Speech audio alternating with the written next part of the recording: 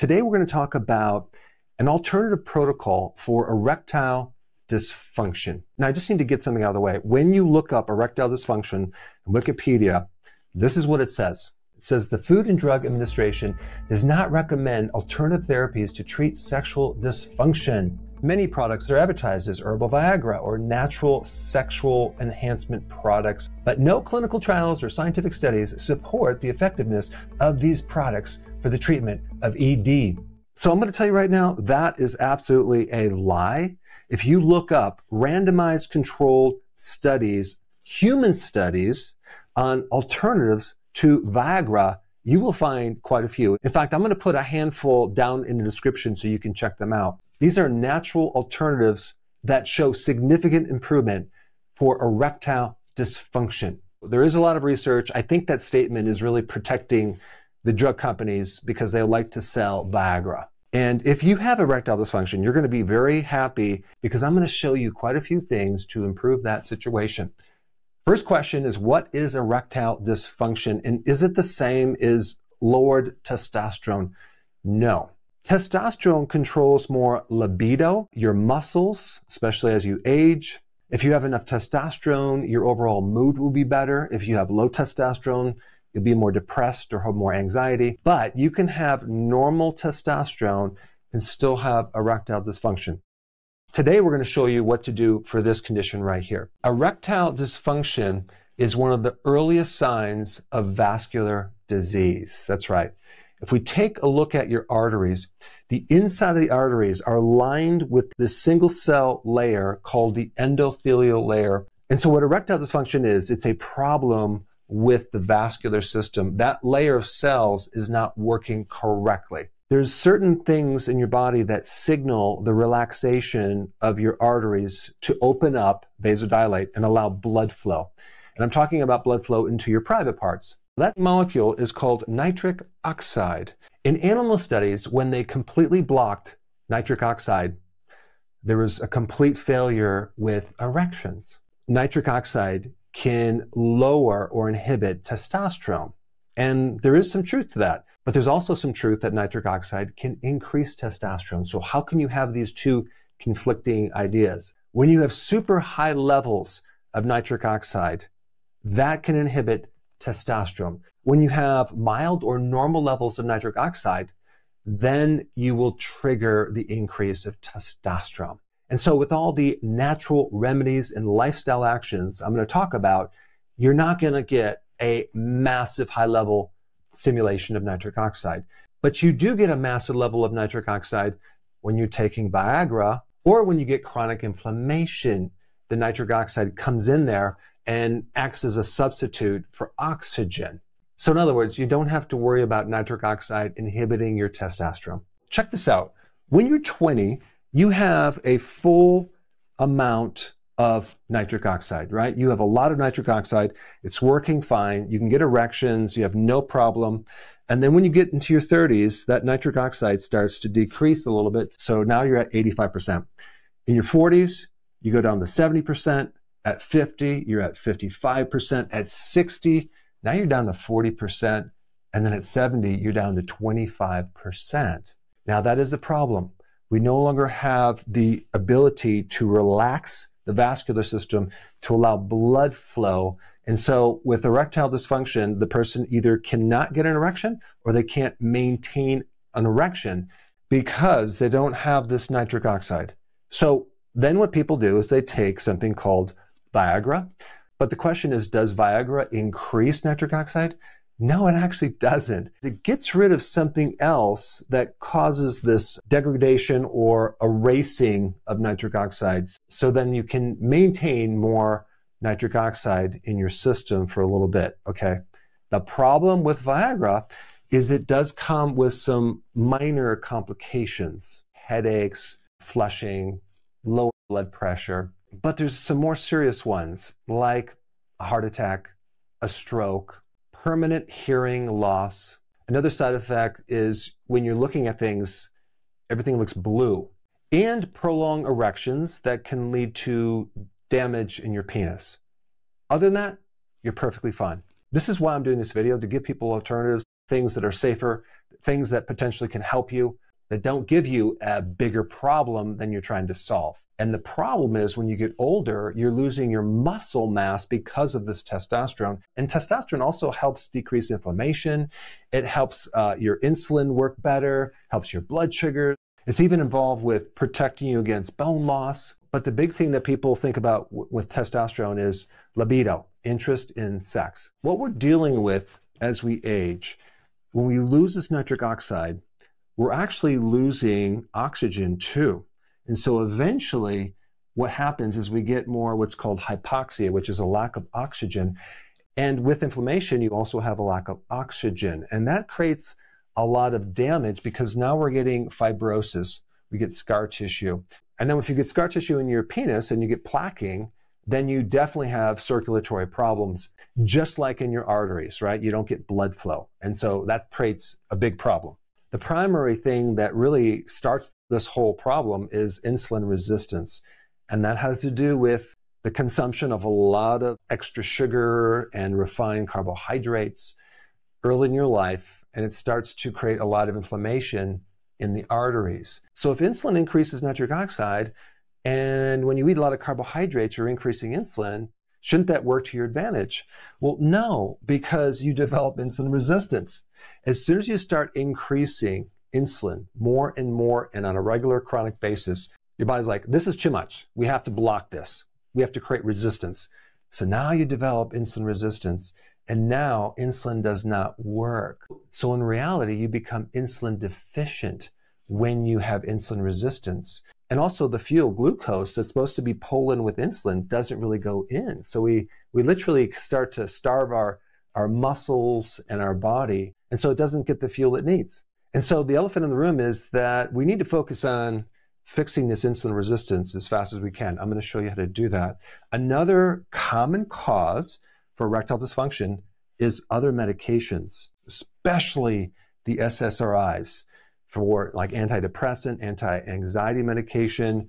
Wow, do they create a lot of problems with erectile dysfunction and many other related issues.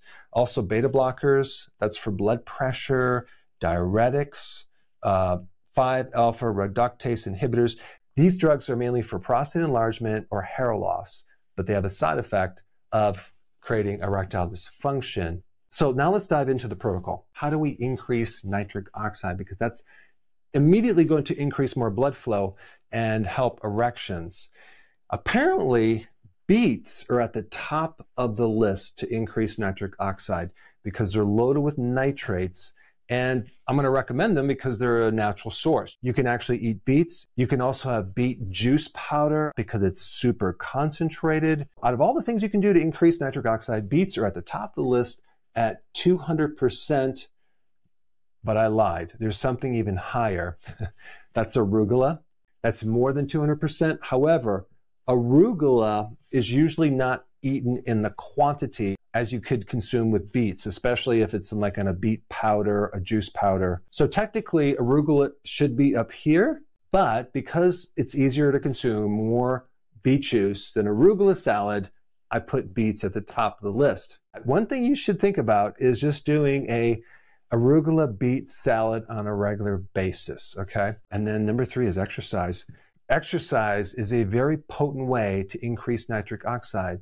Now think about this too. When you're increasing nitric oxide, you're also improving insulin resistance as well. And this is why even after a single workout, you see great improvements in insulin sensitivity because of the spike in nitric oxide.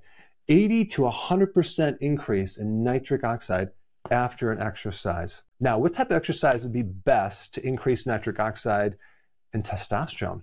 It would be either a high-intensity interval training or the resistance training. Not running a marathon, because with marathons, you're going to increase more cortisol, but a long walk would help you, but really, it's the intensity of exercise. Now, I want to add something else. This is like a really amazing additional thing you can do to your exercise to take it to the next level, okay? I don't know if you've ever heard of intermittent hypoxia training. Hypoxia meaning low oxygen.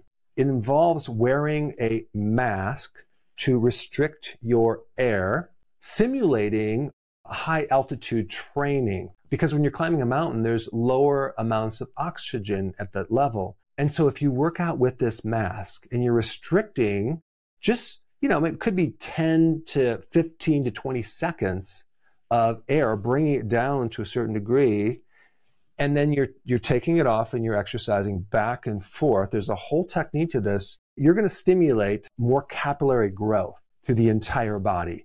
Because think about what we're dealing with. We're dealing with a circulatory problem. We're dealing with a lack of blood flow in certain parts of your body. And so anything to improve overall systemic blood flow would be really, really important, not just for your private parts, but for your heart as well. So I would recommend looking into this right here. Intermittent hypoxia training, it can just add that extra benefit for many different things. There's also something called L-citrulline. Now, without giving you a lot of complexities, there's a precursor thing that turns into nitric oxide, and that's called arginine. And people take it to increase their nitric oxide, but the problem is it goes through your gut and your liver, and it tends to break down relatively quickly. But if you take L-citrulline, it doesn't go through the normal pathway. It goes right to your kidneys, and you increase more L-arginine more than taking L-arginine. So you're actually going to make more nitric oxide, and it's going to stay in the body longer if you take this supplement right here. And when you take it, you maintain higher levels of nitric oxide for 3 or 4 or 5 hours. So what you'd want to do is take it in the morning and take it in the PM, okay, in the evening, to really boost that nitric oxide. All the things I'm suggesting are not going to be as potent as Viagra, but that's okay, because when you have something that potent, it comes with a package. It comes with side effects. You're not going to see the same side effects with these natural things as you would a drug. Even if you're 50 years old and your nitric oxide is at 55%, and then you take these things right here and you boost it, it could actually bring it up to 100% and resolve the problem. Next one is pomegranate. You can increase it by 30%. You might at dinner just include as your dessert a pomegranate. You can also do pomegranate supplements or powder. And then we get dark chocolate, 85%. Now they have also 100% cacao in a powder. You can add that to your coffee in the morning. I do that. I like it because the flavonoids in this concentrated dark chocolate will increase nitric oxide by 25%. Now, when I talked about Viagra, I talked about the mechanism of how it works. It prevents something from breaking down. So I looked up alternatives to Viagra, which are basically called PDE5 inhibitors. And I found a series of them that will not only mimic the mechanism, but will also increase nitric oxide, because Viagra does not increase nitric oxide, but these do. The first one that is most researched is called Horny goat weed. And I will put a link down below of some research, human research, to show that this is a significant effect of increasing nitric oxide and also improving erectile dysfunction. One of the problems with horny goat weed is it's not very bioavailable. So when you're taking it, your body doesn't absorb as much as maybe you would like it to absorb. How do we increase the bioavailability? It's fat soluble. So you want to consume it with fat or your meal, okay?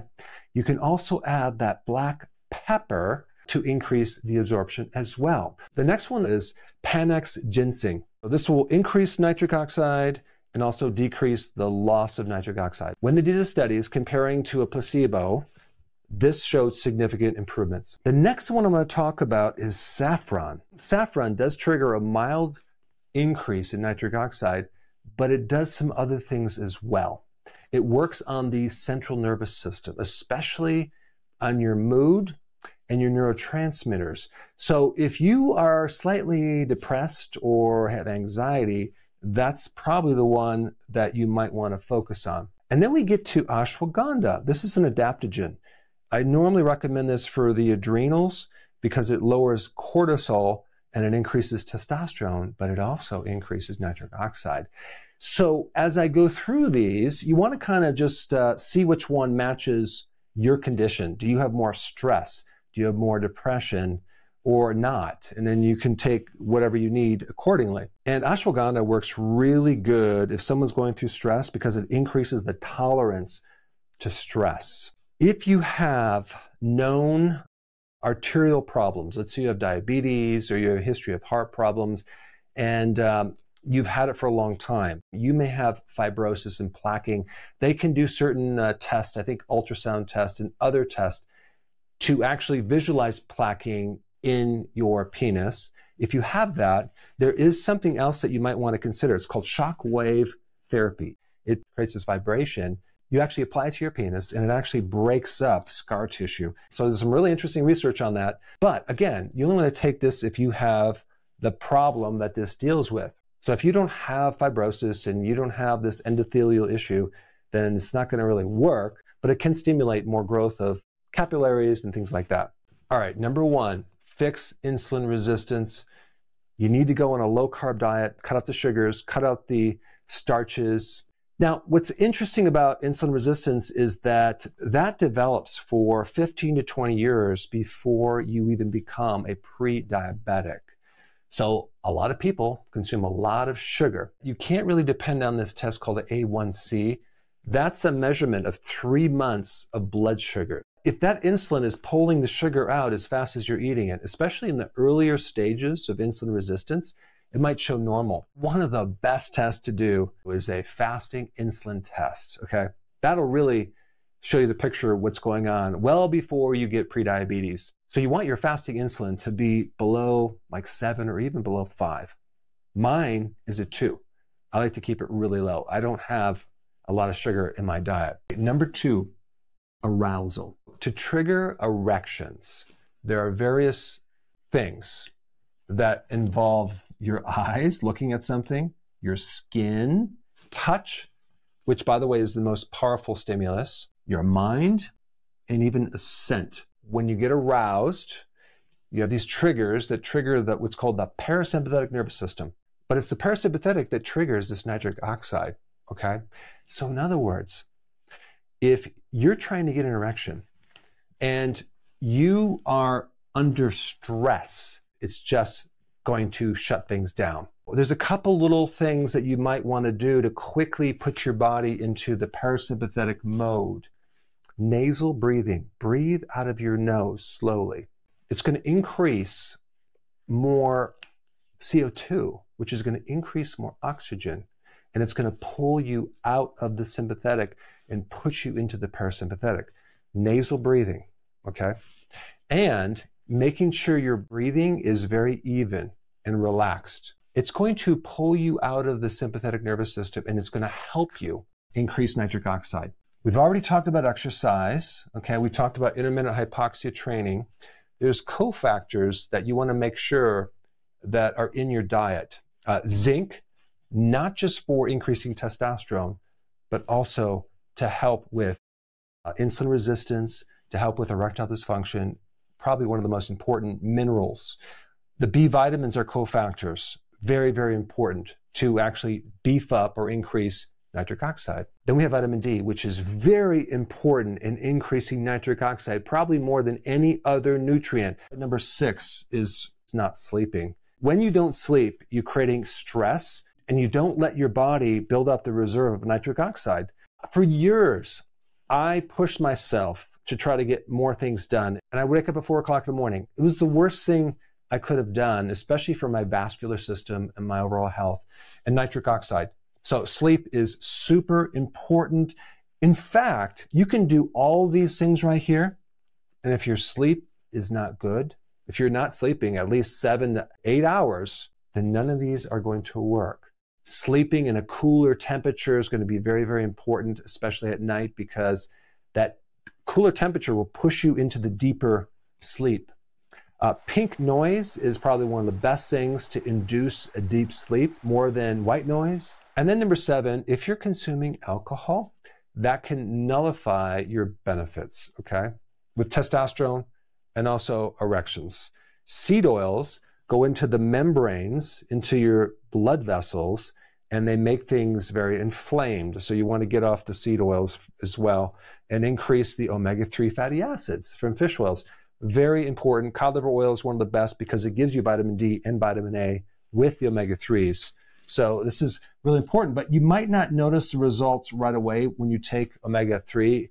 It's more of a long-term game to improve and replace all the seed oils. And of course, if you're smoking, all that smoke goes into your lungs, ends up in your arteries, and really shutting down your nitric oxide.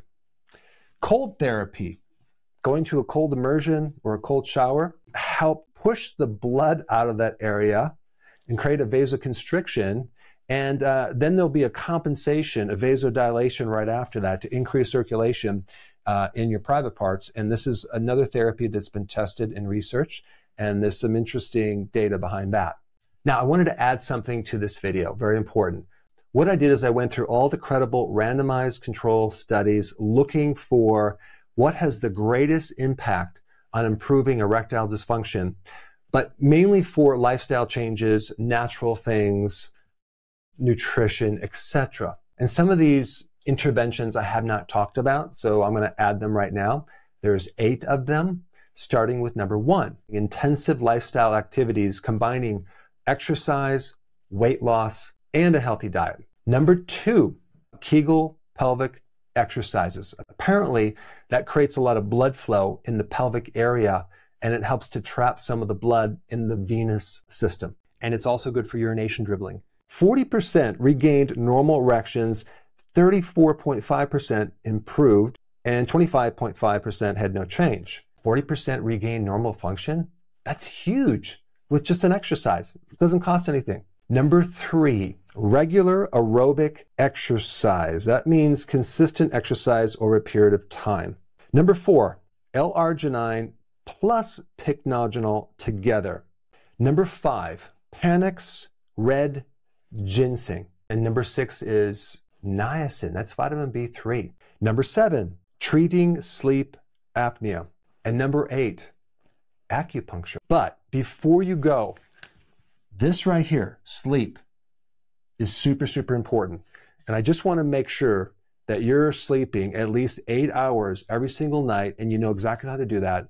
And for that information, I put this video up right here. Watch it right now so you have that information too.